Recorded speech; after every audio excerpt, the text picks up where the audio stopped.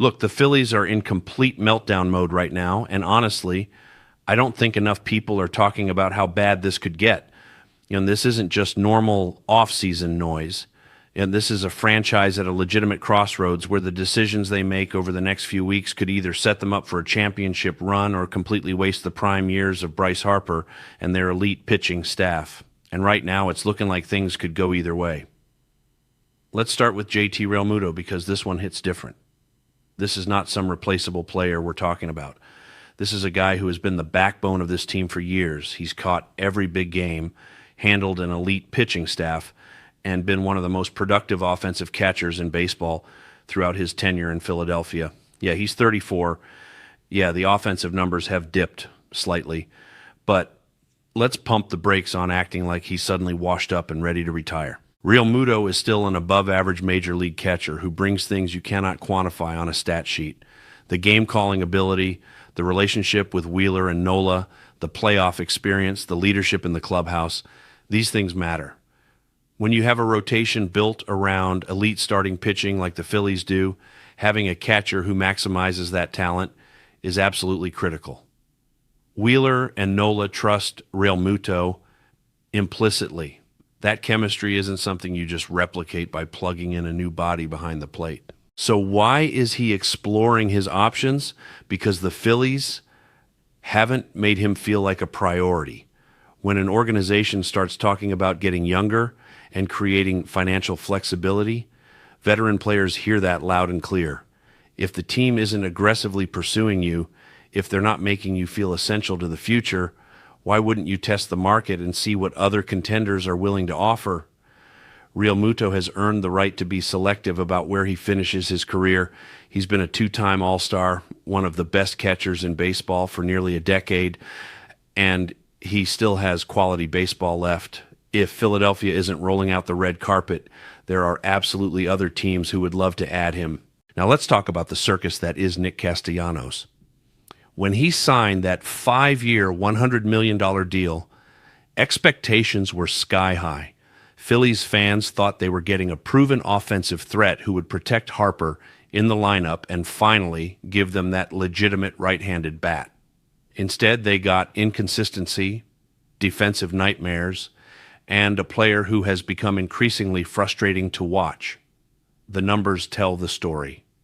17 home runs, 72 RBIs across 547 at-bats, a .294 on-base percentage for a player making $20 million per season.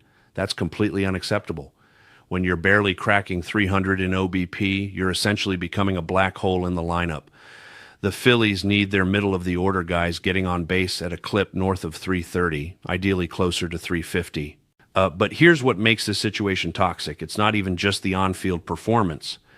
It's the attitude, the friction with the coaching staff, the reports of Castellanos being unhappy with his playing time, particularly when Rob Thompson would platoon him or make defensive substitutions. And look, I get it from a competitive standpoint. Nobody wants to be pulled from games. But Thompson was absolutely right to make those moves. The metrics supported it. The eye test supported it. When you're a defensive liability facing a tough lefty you historically struggle against, sitting for a better matchup is just smart baseball. The fact that Castellanos allegedly marched into Dombrowski's office demanding to see the raw defensive metrics is both hilarious and telling. If you need a spreadsheet to tell you you're not playing good defense, that's a problem. Players generally know when they're struggling. And now the rumors are swirling that Castellanos wants out entirely, which honestly might be best for everyone involved. The relationship feels broken beyond repair. But here's the $20 million question. Who's going to trade for him?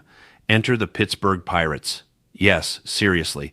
The same organization that's been notoriously cheap for decades is apparently interested.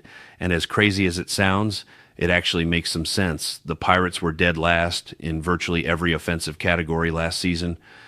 They're desperate for offense, especially with Paul Skeens winning the Cy Young in his rookie year. You cannot waste years of a generational talent like Skeens by surrounding him with a AAA caliber offense. If the Phillies eat a significant portion of Castellanos' salary, the Pirates could acquire him without breaking the bank. Adding him, even with all his issues, would immediately make them better offensively. from Philadelphia's perspective, getting anything of value back would be a win. Even low-level prospects or lottery ticket players are better than just eating the full contract. Dombrowski has made it clear he's not interested in paying players to perform elsewhere, so expect him to extract some value in any deal. Now we get to the absolute wildest part of this entire saga, the Adley-Rutschman trade rumors. This is where opinions are sharply divided and where the Phillies could either make a brilliant move or commit organizational malpractice. The proposed three-team trade is insane. The Phillies would get Rutschman from Baltimore. The Orioles would get Keibert Ruiz and prospects. The Nationals would get Castellanos plus multiple Phillies prospects, including Aiden Miller. First reaction? That's a lot. The Phillies would be giving up significant prospect capital plus taking on the cost of moving Castellanos, all to acquire a catcher with legitimate question marks right now. Let's be honest about Rutschman. When he first came up, he looked like everything the Orioles hoped for. The hit tool was real, the power was developing, the defense was solid. He looked like a future perennial all-star, but we haven't seen that version of Rutschman in over a year. His performance has regressed significantly. The offensive numbers have cratered. The power has disappeared. This past season was particularly concerning.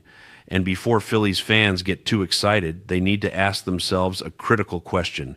Are we absolutely certain Adley-Rutschman makes this team better than having JT Realmuto?